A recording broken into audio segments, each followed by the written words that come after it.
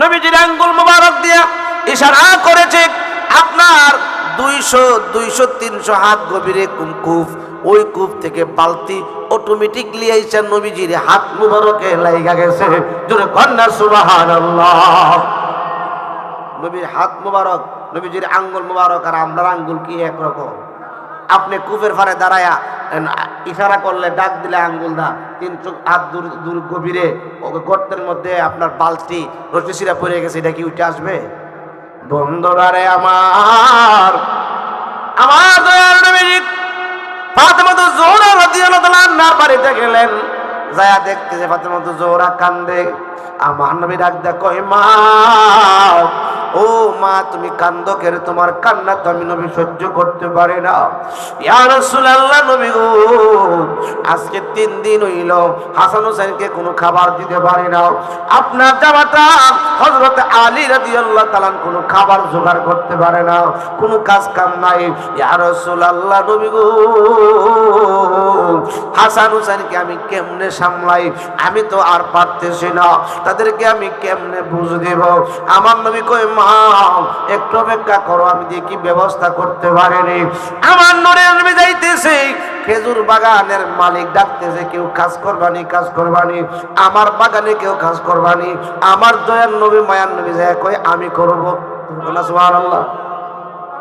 ও ইহুদি ভাই, আমি তোমার বাগানে কাজ করব। কো কেমনে কি দিবা? কো এক বালতি পানি উঠাইবা, একটা কুরমা দিব, খেজুর একটা দিব। এক বালতি পানি উঠাইলে একটা খেজুর, এক বালতি পানি উঠাইলে একটা খেজুর। এবার বালতির মধ্যে রশি লাগায়া কূপ থেকে আমার নবীজি পানি উঠাই, একটা বালতি পানি উঠাইলে বিনিময়ে একটা খেজুর দিবে। এমন ভাবে 12টা বালতি পানি উঠাইছে। কই বালতি? 12 বালতি পানি যখন উঠাইলেন, 13 নম্বর বালতিটা যখন কূপের মধ্যে ফেললেন, সঙ্গে সঙ্গে আমার নবীজি টান দিলেন, রশিটা ছিঁড়ে বালতিটা গর্তের মানে কূপের মধ্যে পড়ে গেছে। কূপের নিচে বালতি চলে গেছে। আমার নবীজি গর্তের পাড়ে দাঁড়ায় রয়েছে। আসলে এটা ছিল আমার নবীর হিকমত। আমার নবী ওই বাগানের মালিক ইহুদিকে কালিমা পড়াইবার হিকমত। জোরে কন্যা সুবহানাল্লাহ। তো নবী ইশারা করলে পানি নবীর হাতে মিলে গেছে। ঠিক কিনা বলেন? ঠিক কিনা বলেন? আমার নবী দাঁড়ায় রয়েছে। ইহুদি কই মুহাম্মদ কি হইছে? পানি দাও না কেন? 12 বালতি দিলা গললাম, এরপরে দাঁড়ানো হয়েছে কেন? বালতি তো ছিঁড়া নিচে পড়ে গেছে। ওই ওদের লোকটা রাগান্বিত হয়ে আমার দয়ার নবী মায়ার নবীর নুরানি গাল মোবারকে একটা থাপ্পড় মারছে। মুহাম্মদ কাজটা করলা কি?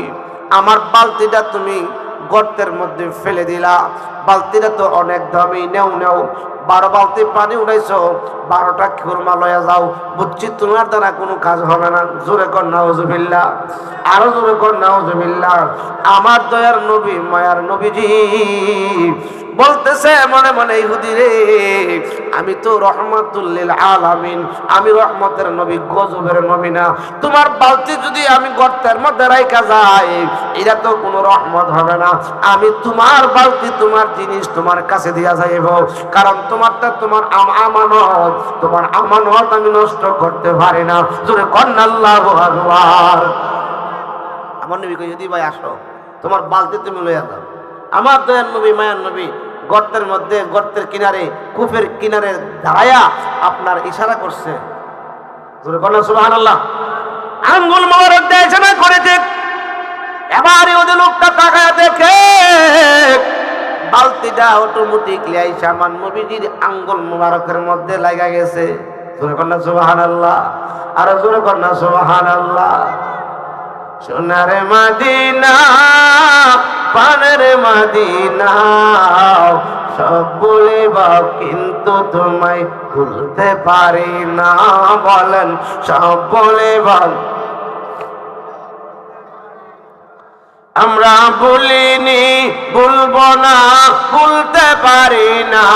আমরা বলিনি বলবো না, বলতে পারি না। সোনার মদিনা আমার দয়াল নবীজি মায়ার নবীজি বালতিটা উঠাইয়া দিয়া ওই যে 12টা কোরমা লয়া হাসান হোসেন 2 জনকে বন্টন করে দিয়ে আমার নবী আসলেন বাড়িতে। ইহুদি ওই লোকটা ইহুদি লোকটা কুফের গর্তের কিনারে দাঁড়ায়া দাঁড়ায়া টেনশনে পড়ে গেল, এটা কেমন নবী রে, 300 হাত দূরে কুফের পানি, 300 হাত নিচে ওই বালতিটা, আঙ্গুল দিয়া ইশারা করছে, বালতিটা অটোমেটিকলি এসে হাতে লেগে গেছে। আর এটা কেমন নবী, আমি কাজটা করলাম কি, ওই নবীর চেহারার মধ্যে আমি আঘাত করলাম, এটা তো কাজটা আমি ঠিক করলাম না। ইহুদি আর দেরি করে নাই, আল্লাহ পাক ইহুদির প্রেম অন্তরের মধ্যে আমার নবীর প্রেম ঢুকাইয়া দিছে, আমার নবীর ভালোবাসা ঢুকাইয়া দিছে। বাজান যাদের অন্তরে আমার নবীর ভালোবাসা থাকবে, বৃষ্টি যদি মাথার মধ্যে পড়ে এরপরও তারা মাহফিল ছাইরা যাবে না, মাহফিলে বসবে, জোরে কন্যা সুবহানাল্লাহ।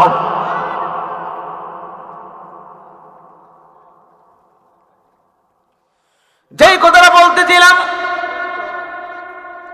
ইহুদি লোকটা পথের কিনারের মধ্যে দাঁড়ায়া,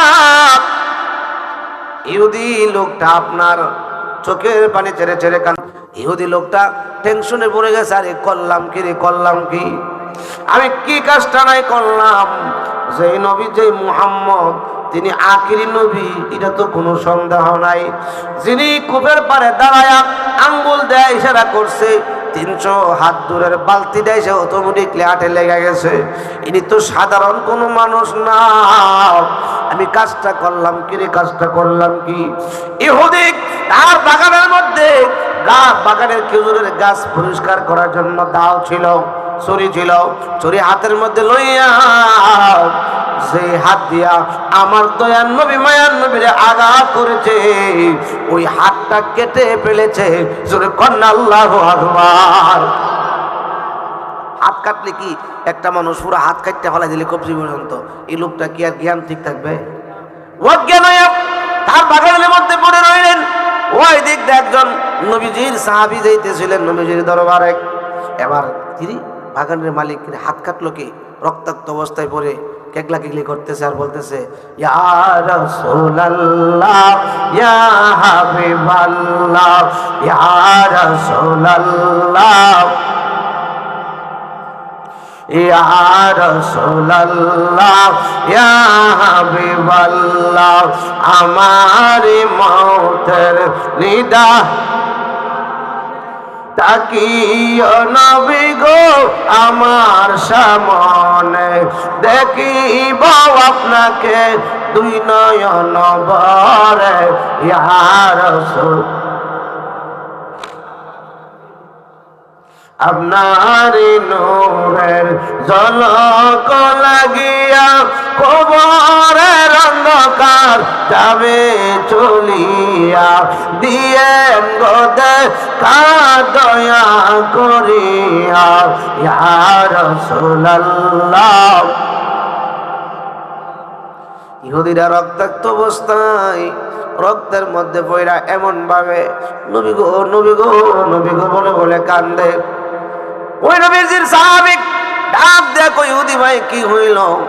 আমি কি হইল বলতে পারি না, আগে একটা কাজ করো, আমারে দৈরে দৈরে আর নবী দরবারে লয়া চলো, জোরে কন্যা সুবহানাল্লাহ। এবার সাহাবী ওই ইহুদি লোকটারে দৈরে দৈরে আমার নবী দরবারে নিয়ে গেলেন, সাথে কাটা হাতটাও নিয়ে গেলেন। এবার আমার নবীর বাইরে থেকে ডাক দিলেন, আমার নবী হুজরা মোবারক থেকে বের হইলেন, ডাক দিয়া কই কি হয়েছে? ইয়া রাসূলুল্লাহ, নবী গো ইহুদি লোকটা তার বাগানের মধ্যে হাত কর্তনরত অবস্থায় রক্তের মধ্যে পড়ে ঘোরাঘুরি করতেছে, আমি আপনার দরবারে নিয়ে আসলাম। এই লোকটা দেখতেছি আর কিছু বলে না, এই লোকটা আপনার নবীকে নবী নবী নবী নবী বলে ডাকে। ইহুদি লোকটা আমার নবীর কদমের মধ্যে পড়ে না, হাত কাটা রক্ত শরীরের বের হয়ে যাচ্ছে, শরীরটা বড় দুর্বল। আমার নবীর কদমের মধ্যে পড়ে ডাক দিয়ে কয়, নবী গো ও মায়ার নবী দয়ার নবী, আমি তো অন্যায় করেছি গো নবীজি, অপরাধ করেছি, আপনি নবীকে চিনতে পারি নাই, আপনি আখিরি নবী, শ্রেষ্ঠ নবী, আপনি শেষ নবী। আমি আপনাকে আমার হাত দিয়া তাপ্পর মেরেছি। ইয়া রাসূলুল্লাহ নবী গো, তখন তো আপনি নবীকে চিনতে পারি নাই। যখন আপনাকে চিনতে পারলাম, আমি চিন্তা করলাম যে হাত দিয়ে আপনারা আঘাত করছি, এই হাতটা আমার শরীরে লাগবো না, আমি হাতটা কবজি দিয়া কেটে ফেলেছি। ও নবীজি, বললে মরব, অসুবিধা নাই গো নবী, আপনি আমারে কালিমা পড়ান, আপনার সাহাবী অবস্থায় আমি মরতে চাই। জোরে কন্না আল্লাহু আকবার। আমার নবী কই তোমার কিছুই হবে না, জোরে কন্না সুবহানাল্লাহ। ইয়া রাসূলুল্লাহ, হাত আমার কাটা হয়ে গেছে, আমার বড় যন্ত্রণা সহ্য করতে পারতেছি না। আমার নবী ডাক দিয়ে কই, ইহুদি রে, টেনশন করার কারণ নাই, তোমার হাতটা কোথায়? কো ব্যাগের মধ্যে আছে। কো হাতটা বের করো, কি করবেন? কো আমি নবীজি তোমার হাতের চিকিৎসা করবো। সুবহানাল্লাহ। নবী গো, নবী গো, আগে আপনি আমারে কালেমা পড়ায়া মুসলমান বানান। আমার নবী কই ঠিক আছে, এবার মুসলমান বানাইলেন, সাহাবী বানাইলেন। বানানোর পরে আমার নবী কই হাতটা বের করো। কারণ হাতটা বের করছেন, যেমন ভাবে ছিল তেমন ভাবে ধরো। এবার ওই লোকটা বলতেছে, নবীর সাহাবীরা বলতেছে, আমরা দেখলাম দয়ার নবী, মায়ার নবীজি একটু তুতু মুবারক দুই আঙ্গুলের মধ্যে লাগায়া হাতটার চতুর্দিক ডাল ঘুরায়া লাগায়া দিলেন। লাগায়া দিতে দিদি ওই বাগানের মালিক ডাক দিয়া কই, দুনিয়ার মানুষ রে, আল্লাহ রাসূল না জানি কোন মেডিসিন লাগাইলো, লাগাইতে দেরি হইল, আমার হাতটা সম্পূর্ণ আগের চাইতে আরো বেশি শক্তিশালী হইতে দেরি হইল না। জোরে কন্না আল্লাহু আকবার, আর জোরে কন্না আল্লাহু আকবার। যে নবীজির থুতু মুবারক লাগলে আপনার কাটা হাত সঙ্গে সঙ্গে জোড়া লাগা যায়, ওই নবী কি আমরার মতন? জোরে কোন ওই নবী কি আমরার মতন? ওই নবীজির আঙ্গুল মুবারক আর আমরার আঙ্গুল, ওই নবীজির হাত মুবারক আর আমরার হলো হাত, ওই নবীজির পা মুবারক, আমরার হলো পা, ওই নবীজির প্রস্রাব মুবারক, ওই নবীজির পায়খানা মুবারক। জোরে কন্না সুবহানাল্লাহ।